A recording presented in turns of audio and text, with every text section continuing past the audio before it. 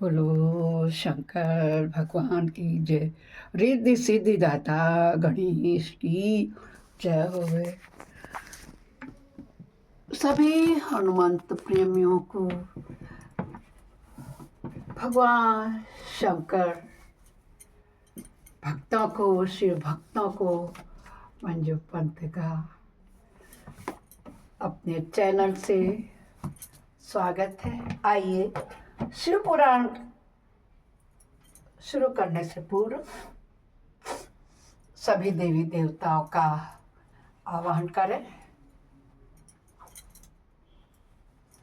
गजाननं भूतगणादि सेवितं कत्पितजम्बू फलचारु भक्षणं उमासुतं शोकविनाशकारकं नमामि विघ्नेश्वरपादपङ्कजं नीलाम्बुजश्यामलकोमलाङ्गं सीतासमारोपितवामभागम् पाणो महासायकचारुचापं नमामि रामं रघुवंशनाथं कर्पूरगौरं करुणावतारं संसारसारं भुजगेन्द्रहारं सदा वसन्तं हृदयारविन्दे भवं भवानी सहितं नमामि। गुरुर्ब्रह्मा गुरुर्विष्णु गुरुर्देवो महेश्वर गुरु साक्षात् परब्रह्म तस्मै श्री गुरुवे नमः। त्वमेव माता च पिता त्वमेव बन्धुश्च सखा त्वमेव विद्या द्रविणं त्वमेव सर्वं मम देव। अरे आनंदी आनंद कर सब संकट दूर। ये जो सेवक शरण पड़े सदा रहे भरपूर। तुम दाता हम मांगता दिया तुम्हारी खाए। तुम ऐसी जगदाता माता छोड़ तुम्हें किस दर हम जहाँ सदा भवानी दाहिनी सिद्धि करें गणेश पंचदेव रक्षा करें ब्रह्मा विष्णु महेश। सर्वे भवन्तु सुखिनः सर्वे सन्तु निरामया सर्वे भद्राणि पश्यन्तु मा कश्चित् दुःखभाग् भवेत्। जिसे श्रवण कर मिट जाती है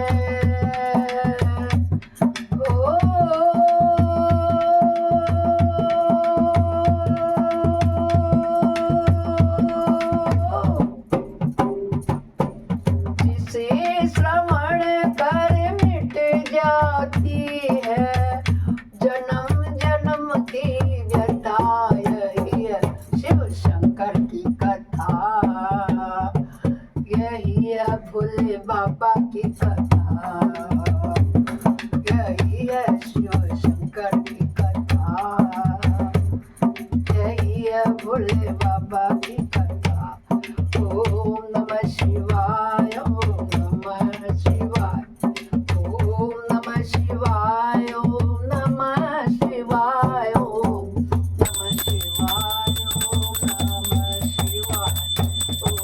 नमः शिवाय ओम नमः शिवाय ओम नमः शिवाय ओम नमः शिवाय ओम नमः शिवाय ओम नमः शिवाय।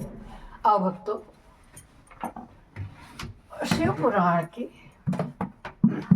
शिव रुद्र संहिता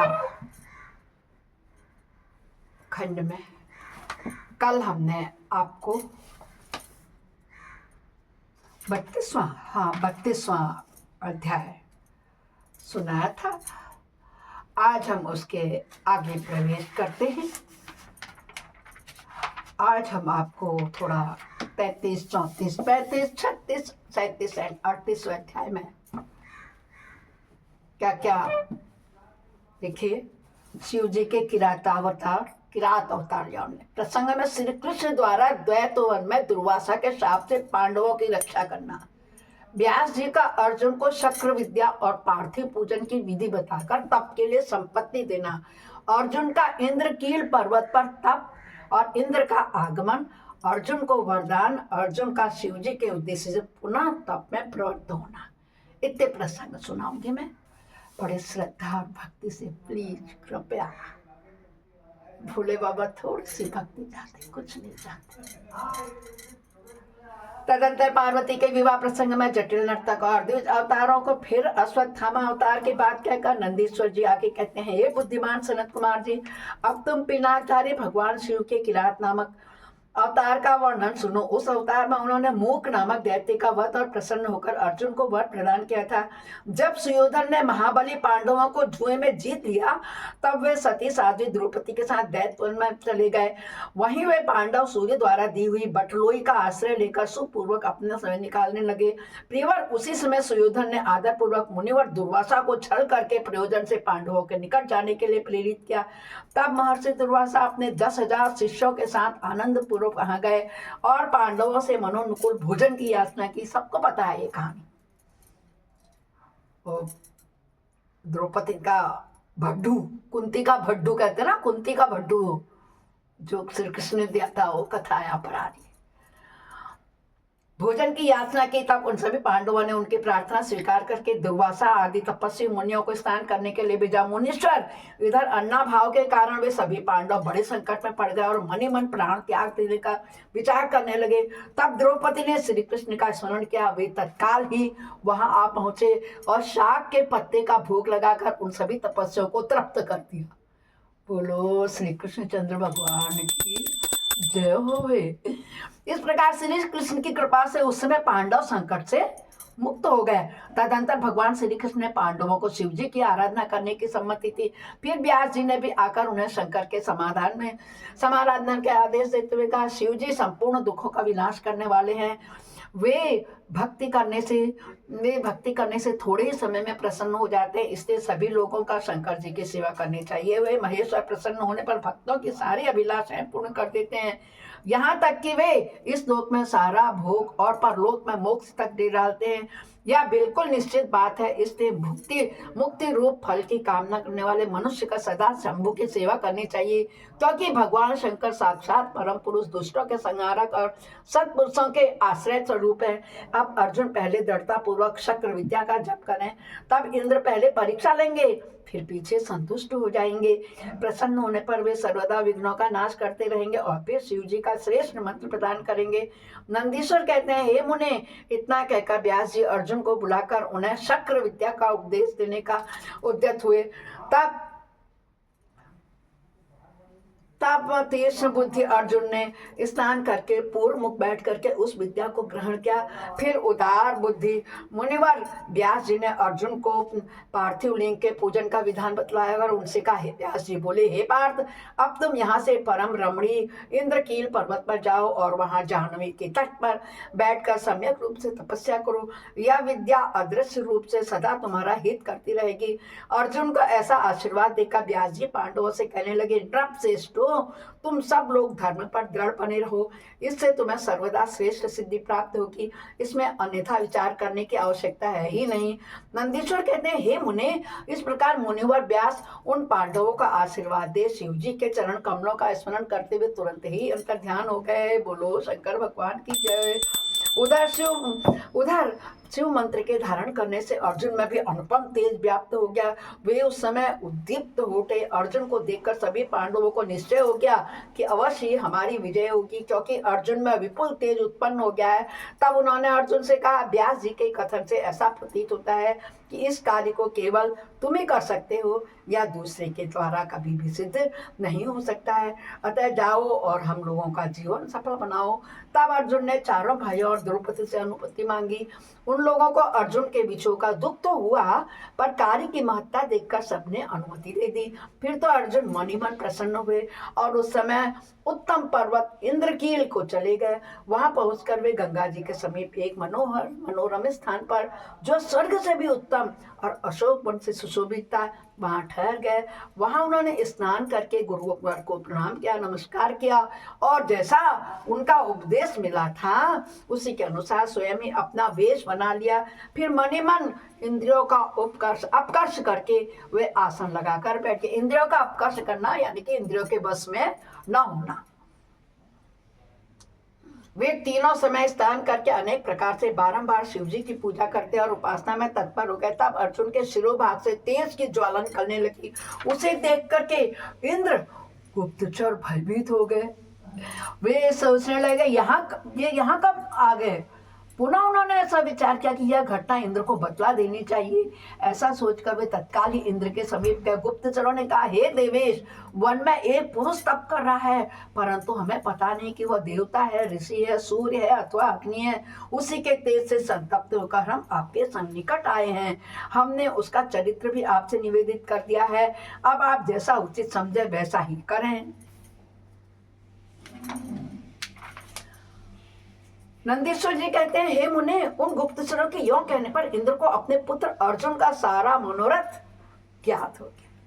तब वे पर्वत रक्षकों को विदा करके स्वयं वहां जाने का विचार करने लगे। विप्रवर इंद्र अर्जुन की परीक्षा लेने के लिए वृद्ध ब्रह्मचारी ब्राह्मण का वेश बनाकर वहां पहुंचे। उस समय उन्हें आया हुआ देखकर पांडु पुत्र अर्जुन ने उनकी पूजा की और फिर उनकी स्तुति करके आगे खड़े हो पूछने लगे, हे ब्राह्मण, बताइए इस समय कहाँ से आपका शुभागमन हुआ है। इस पर ब्राह्मण वेशधारी इंद्र ने अर्जुन को ऐसे वचन कहे जिससे वह तब से डिग जाए। पर जब अर्जुन को दृढ़ निश्चय देखा तब अपने स्वरूप में प्रकट होकर इंद्र ने अर्जुन को भगवान शंकर का मंत्र बताया और उसका जप करने की आज्ञा दी। तदंतर अपने अनुचरों के साथ सावधानी के साथ अर्जुन की रक्षा करने का आदेश देकर वे अर्जुन से बोले, हे भद्र, तुम्हें कभी भी प्रमाद पूर्वक राज्य नहीं करना चाहिए, परंतु यह विद्या तुम्हारे लिए श्रेयस्कारी होगी। साधक को सर्वथा धैर्य धारण करने चाहिए। रक्षक तो भगवान शिव ही हैं। वे संपत्तियां और फल मोक्ष को देने वाले के समान रूप से देंगे, इसमें तनिक भी संशय नहीं है। नंदीश्वर जी कहते हैं, हे मुने, इस प्रकार अर्जुन को वरदान देकर देवराज इंद्र शिव जी के चरण कमलों का स्मरण करते हुए अपने भवन को लौट गए। तब महावीर अर्जुन ने भी सुरेश्वर को प्रणाम किया। सुरेश्वर इंद्र देवता को प्रणाम किया और फिर वे मन को बस में करके इंद्र के उपदेशानुसार शिव जी के उद्देश्य से तपस्या करने लगे। बोलो शंकर भगवान की जय हुए। भक्तों, इस प्रकार शतरुद्र संहिता का हमारा 38वां अध्याय संपूर्ण हुआ। बोलो शंकर भगवान की जय हुए।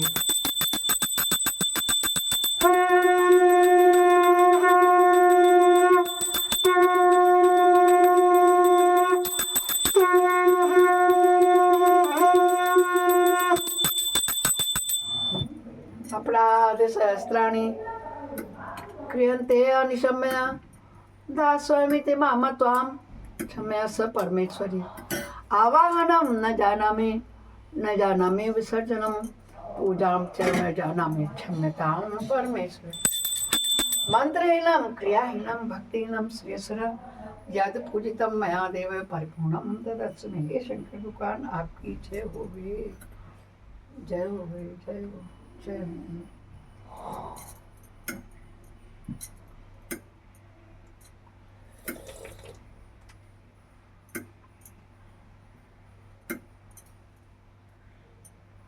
भक्तों, मैं भी अब अपने वाणी को विश्राम देती हूँ।